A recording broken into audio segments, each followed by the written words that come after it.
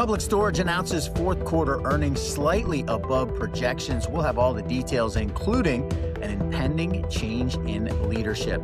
Where does the New York City lawsuit with Extra Space stand? An insight on the greater potential effect of the suit from one of the most recognized legal minds in storage. And an incredibly sad week for our industry. We will touch on that news if you have not already heard. Welcome to this week's edition of Storage Unlocked. Proud to welcome our new title sponsor to the show, PB Brown General Contractors. I am your host, Thaddeus Campbell, Director of Business Development and Strategic Branding at S3 Partners, 30 plus years, 300 plus ground up developments. Touch base with me if you have some raw land and need some help.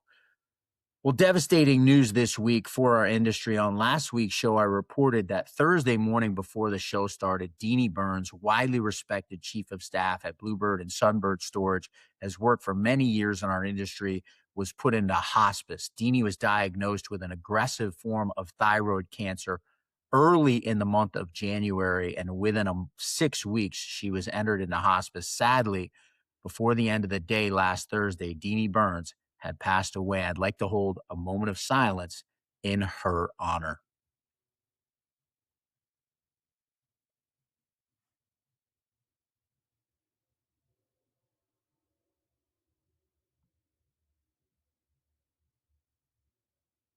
As I mentioned, Deanie was the love chief of staff at Bluebird Storage, a Canadian storage operation, and their sister company in the U.S., Sunbird. I'd like to offer my condolences not only to Deanie's family and her friends, but to Jason Coonan, the operator of Bluebird and Sunbird, and his whole staff. Deanie Burns will be sorely missed. If you want to contribute to the GoFundMe page that's helping to support her family, defray the cost of her treatment and funeral expenses, here's the link to the GoFundMe. Know that all excess money raised for this GoFundMe are targeted for donation to 2 separate cancer treatment clinics in California. Well, Public Storage held their fourth quarter earnings call last week. The company made major headlines with the announcement of the impending retirement of Joe Russell and the incoming leadership of Tom Boyle. The opportunity ahead for Public Storage has never been stronger. Our target is clear: elevated customer experience, strong capital allocation, a winning culture, and compounding shareholder outperformance. I'm energized by the team and the platform we're building. This is PS 4.0. What exactly is PS 4.0? Well, there's 3 different steps to what Tom Boyle was talking about with PS 4.0. The first one is a digital-first operating platform. We talked on the show from their third quarter earnings call. Public Storage once again mentioned that 85% of their customers are now interacting with the company through digital platforms, something they're calling PS Next. Where over 85% of our customers engage with us using self-help tools, and we're infusing AI to optimize conversion and cost. The second part of this platform is their acquisitions and development, where they continue to see strong potential in both of those markets. You can see here their development and expansion pipeline currently sitting at $610 million, with $416 million of that still to be spent on projects that are set to deliver over the next 18 to 24 months. Their pipeline includes 29 ground-up developments, $2.6 million of net rentable square footage, a $479.5 million in estimated costs. Those are for ground-up developments. The rest of the money in the previous slide slated for expansions on previous projects that already exist. We mentioned in the show last time, or after their third quarter earnings as well, that they had mentioned $600 million of retained cash flow held by the company. They cited that number again on the fourth quarter earnings call. Tom Boyle also going on to say that they have $1.8 billion in available capital, including a line of credit. Public Storage also announcing their earnings, their dividend per share, of $3 for the fourth quarter. That brought their entire 2025 total to shareholders to $12 of dividend per per share. And finally, on the Public Storage earnings call, 4 big takeaways from what they talked about on the show. The first part is a theme that was touched on. The days of easy rent growth in self-storage are over. They are leaning into their digital platform as a way, and you could see here, number 3, that tech is helping to drive margins. Their acquisition window is opening, that we see the reference to the cash on hand and to their line of credit, the potential money they have to deploy in the market. They believe that there is a window coming of acquisitions, as well as what they're doing in the development and expansion pipeline. And the final big takeaway from their earnings call is that scale matters now more than ever. Public Storage wasn't the only one to announce dividends. Extra Space Storage announced a $1.62 per share dividend late last week. That brought their 2025 total to $6.48 per share. We will have much more next week on the Extra Space earnings call. Also, next week is our REIT Roundtable. Incredibly excited, and I'll go into more details later in the show to welcome Paul Spittle, Zach Dickens from Extra Space, Paul Spittle, of course, from Public Storage, Zach Dickens from Extra Space, as well as Alex Burnham from Storage Mart to the show. Well, as I mentioned at the opening of the show, we're incredibly excited to welcome a new title sponsor on the show. Guy Sacento, Hano Montoya, the owners of PB Brown General Contractors. They've been building self-storage from New York City down to Miami, from California out to the tropical paradise of Hawaii, from Manhattan skyline legacy projects all the way to single-story self-storage and small bay industrial flex. They are the team to trust with your multi-million-dollar self-storage project, and we look forward to having PB Brown as our title sponsor for many episodes to come. Thank you to their team for joining us and supporting what we're doing here on Storage Unlocked. Well, of course, last week we reported on the show, the big news was that New York City brought a $6 million lawsuit against Extra Space. The DCWP, the Department of Consumer and Workforce Protection, announcing the lawsuit early last week. $6 million in the suit, $1 million to go to people that are using Extra Space Storage, the other $5 million a fine that would go directly to the DCWP. Well, I got a chance this week to sit down with widely respected legal expert Scott Zucker. Speaks on local and national SSAs on a regular basis, the partner at Weissman and Zucker, also a partner in the Self-Storage Legal Network. He's had a 40-year career in self-storage. There's nobody better positioned to discuss the macro implications of the New York City lawsuit. It was really disappointing to see the lawsuit, but I think it's a wake-up call, and maybe that's the phraseology that I need to express with respect to the pressure there is legislatively and with legal enforcement against self-storage operators with regard to their pricing practices and the rent that they're charging. Scott has long been a proponent of self-storage owners' legal right to raise prices for their tenants. He says that is very clear in the law, that self-storage operators absolutely have the ability to raise rents and that they should have that ability to raise rents. The reality, he says, is that the headwinds do need to be recognized.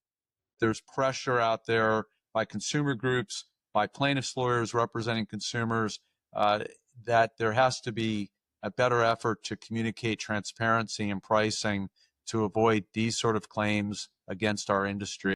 We saw SB 709 get passed into law last year in California. That started out as a rate control bill. Fortunately, as it ultimately got passed by Governor Gavin Newsom, it only was a transparency bill. Great work by the California SSA on making sure that happened.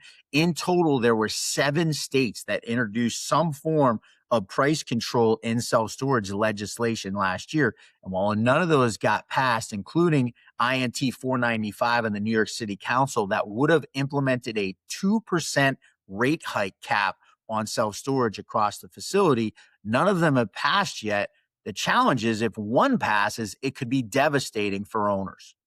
We realize as an industry, we can't serve our customers if we're controlled on rent increases and caps. because the cost pressure below us, again, with regard to employment costs, with regard to property taxes, with regard to insurance, will devastate any real estate enterprise when they can't adjust their costs to deal with their pricing to address the costs that they suffer for operating their business. No business can manage itself without adjusting their pricing based upon the costs that they have to operate their business. The lawsuit has been filed by the City of New York and the Department of Consumer and Workforce Protection. I get that right this time. As of now, though, no court dates have been announced. Realistically, it could be more than a year before this case hits the courtroom, if it even makes it that far. On a related note, I do want to mention that Bill 1290A, the New York City self-storage licensing law, was passed at the end of last year. That will go into effect this August. That will also be implemented by the DCWP, the same organization in New York City that brought this lawsuit against Extra Space. If you haven't seen last week's episode, go back and check it out. I did a deep dive on the allegations, the complaints that were listed. There was a 172-page document. You can subscribe to the YouTube channel here. That episode is now live there, but I strongly encourage you to do some research on your own to get acquainted with what actually are the allegations against Extra Space, the real evidence that was brought in that suit. Of course, Extra Space, not the only operator in New York City that was mentioned in those complaints, but they were the only one that the suit was brought against. Well, I want to take a little bit of time today for some good news. It's been a really tough show relative to Deanie Burns passing, but we had some great news on the show. Our data partner, Tract, of course, Noah Starr, who's been on the show so many times and joined us regularly. Noah's on paternity leave from Tract and is the proud father of a beautiful baby girl. I was able to see pictures of his newborn daughter. She is absolutely adorable. Proud to say that she got her looks from mom. Not that Noah's a tough guy to look at, but we're very proud for Noah, happy for him. I want to have you guys wish him the best in any way you can. Of course, keep him and the health of his wife and his baby daughter in your prayers as well. But amazing news for the CEO of Tract.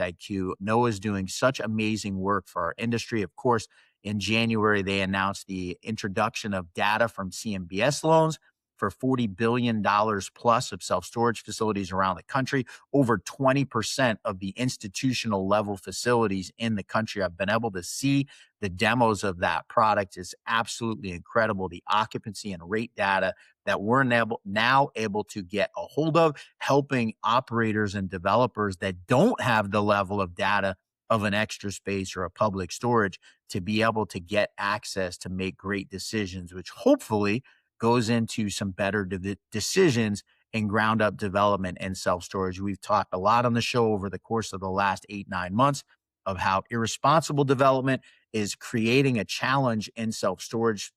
Teams are having a hard time leasing up new facilities. If you haven't seen the episode of Stories Behind the Door with Tom Sherlock, the co-founder of Talinvest, he talked a lot about how we're in this era right now. Negative leverage is not new. People have been developing forever. You can subscribe to Stories Behind the Doors YouTube channel, where the interview with Tom Sherlock is live now. The concept that Tom Sherlock brought is that negative leverage has always been a thing. Every ground up development is negative leverage. The challenge we have in the industry right now is that these projects have not been able to work themselves out of negative leverage. Of course, we've talked on the show and surmised that a big challenge there is the overdevelopment that we've seen in self-storage over the last almost a decade. So kudos to Noah Starr on his newborn daughter, even more so than just the great data that Tract is bringing to our industry. Well, big news for me.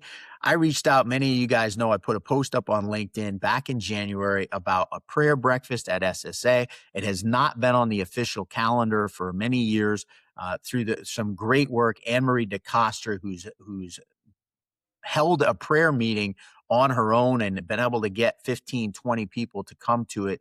I reached out to the SSA after making a post. So many of you guys supported that post on LinkedIn, had over 100 interactions on the post. The hope is to get 100 people to a prayer meeting at SSA.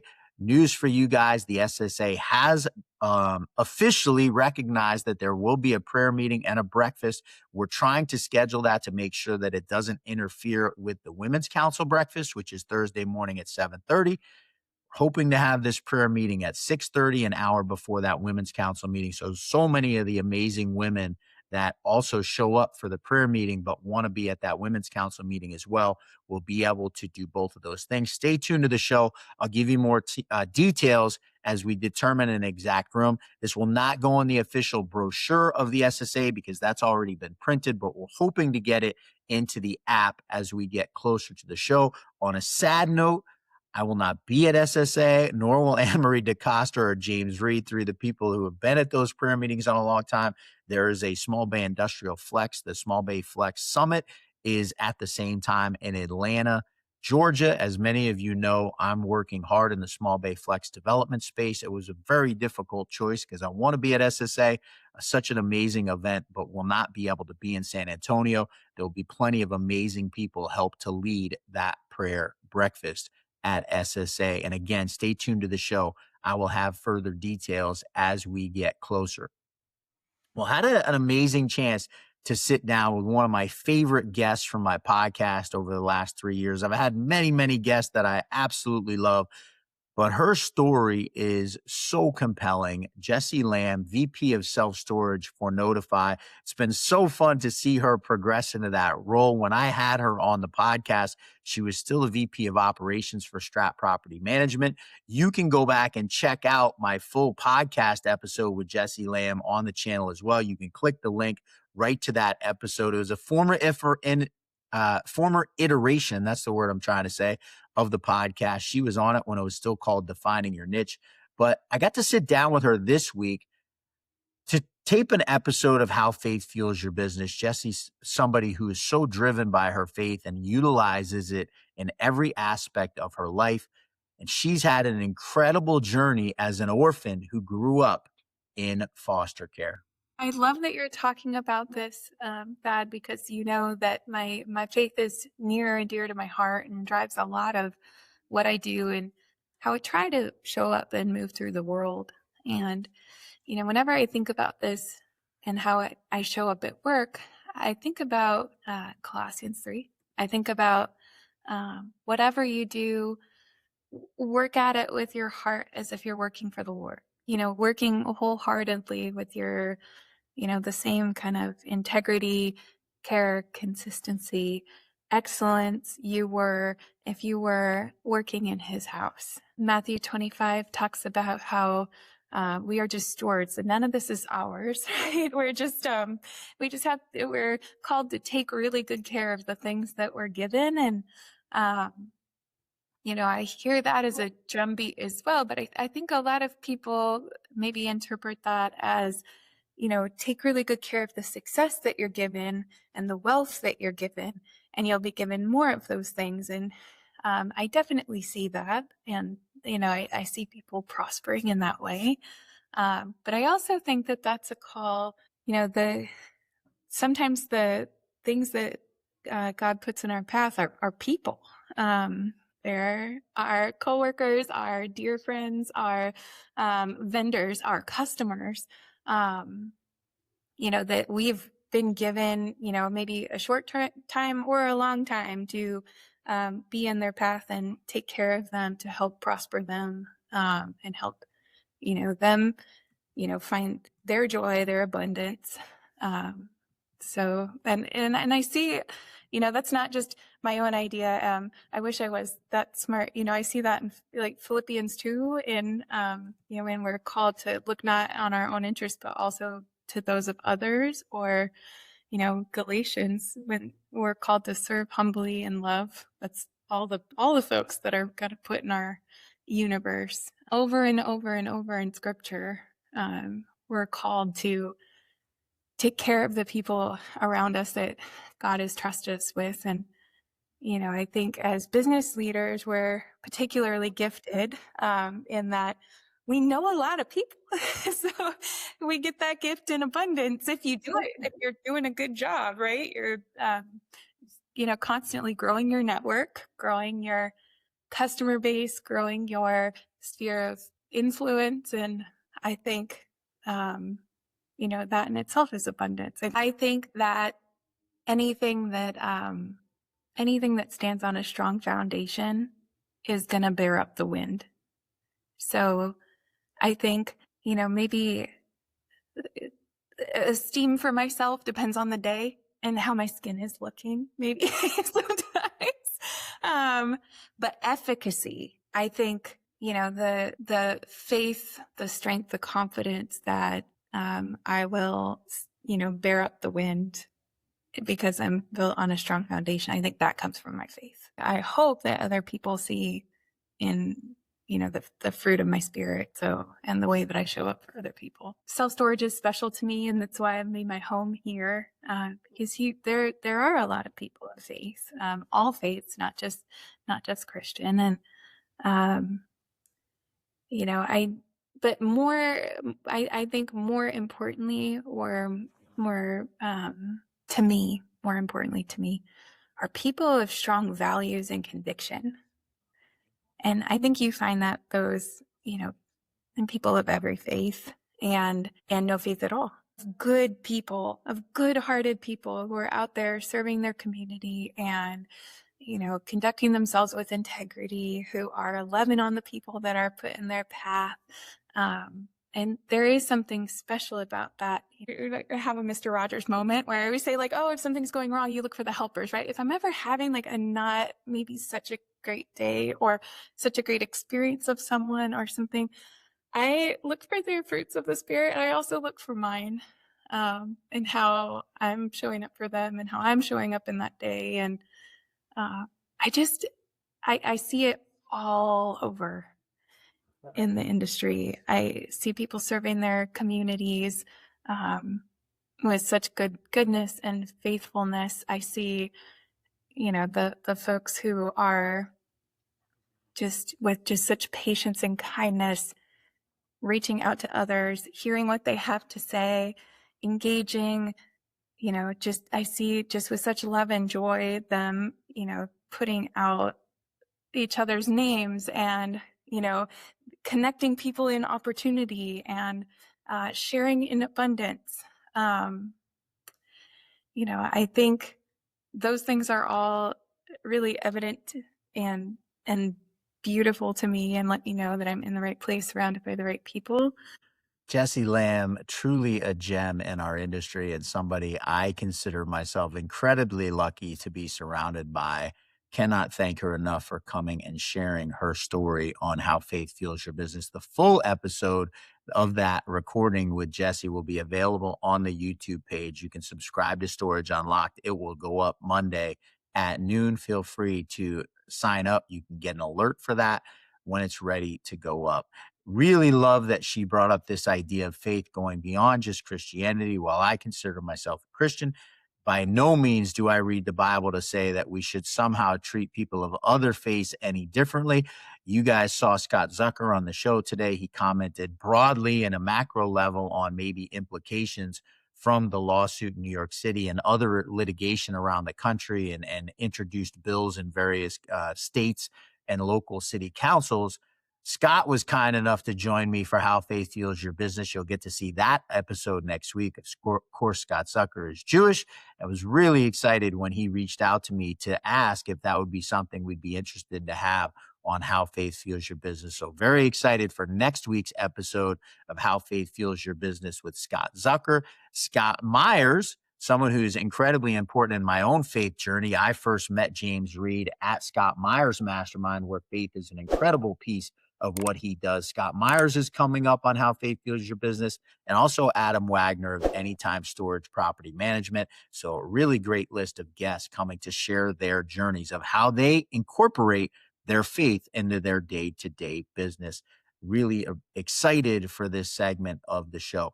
I want to give another shout out to next week's episode, give you guys a heads up of what's coming up on the show. Very excited to have an all-star panel coming to the show. Paul Spittle, who's the VP of Acquisitions at Public Storage, Zach Dickens, the Chief Investment Officer of Extra Space Storage, and Alex Burnham, the SVP of real estate acquisitions at Storage Mart. We call it the REIT Roundtable. Of course, you folks know that Public Storage and Extra Space are publicly traded REITs. Storage Mart considers themselves a REIT as well. That's how they're structured. They are just a private REIT. They don't have publicly traded shares. So really excited to get incredible insight from all three of these folks. I saw all three of them at the New York Investment Forum. They're fantastic, not only as speakers, but engaging and bring some personality to the show as well. Of course, we have so much incredible news going on in the industry that we get to talk about with all three of these. You know, I'm quite certain Zach Dickens is not going to talk specifically about the lawsuit that's going on at Extra Space. But of course, they just had the announcement of Noah Springer being appointed as CEO, not as CEO, as president. They say it's likely a message to Wall Street that will be the future of the company if and when Joe Margolis decides to step down. Public Storage, of course, on their earnings call last week, announcing that their CEO, Joe Russell, is going to step down and Tom Bryant will take over there. So a lot to talk about. Paul Spittle's name actually was mentioned in the leadership change of one of the very important people that's going to help spring Public Storage into PS 4.0. And of course, no big news out of Storage Mart and Manhattan Mini Storage, except for $1 billion acquisition of a 15 asset portfolio in New York City. So make sure you mark your calendar. Next Thursday, February 26th, 1 p.m., Storage Unlocked live with 3 all-stars in the storage section coming to join our show. Last little bit of news. I talked about the prayer breakfast. Of course, SSA from the 18th to the 20th of March out in San Antonio. That Thursday morning, we are looking to have the prayer breakfast, and we'll have much more news on that as those details become available. I want to give a final shout out to our new title sponsor. So happy to welcome PB Brown as our title sponsor. Incredible general contractor. So many incredible projects in New York City, in California. Hano Montoya, one of the principals of the company, currently out in Hawaii on a project they're building out there. Anywhere from New York City down to Miami, from California out to Hawaii. If you have a multi-million-dollar project in self-storage, give PB Brown a call. From design to build all the way through construction, you are going to get a professional general contractor. Well, that's it for this week's episode of Storage Unlocked. I'm your host, Thaddeus Campbell of S3 Partners. Really excited to see you on next week's Storage Unlocked REIT Roundtable.